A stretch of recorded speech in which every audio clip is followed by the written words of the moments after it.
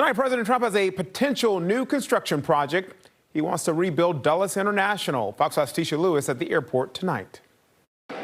We're here inside Dulles International Airport, known for its architectural design, including its curved ceiling behind me. In fact, the president made an unannounced visit through the terminal here last month. At the time, the White House said the president wanted to assess potential future projects. Now, Mr. Trump has made it clear he plans to rebuild the airport.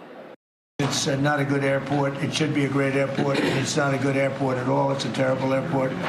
It was incorrectly designed with a good building. Actually, it's got a beautiful terminal. The president's comments made at the White House today alongside Transportation Secretary Sean Duffy. They come as his administration is also working on plans to repair the so-called people movers at Dulles after two crashed last month. The Department of Transportation currently requesting bids for those repairs. The president's comments on rebuilding Dulles came as he applauded the airport's architect. We spoke with travelers at Dulles who were split on the idea to rebuild and redesign the 62-year-old airport. I think there's a lot of other more important infrastructure projects that can be done in the area besides redoing a functional and beautiful airport that's been working just fine for decades.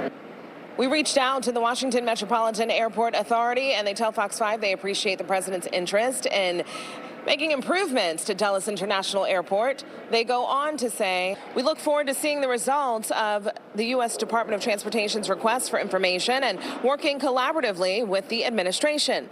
We always embrace new ideas for Dulles, which is the fastest growing international gateway airport in America.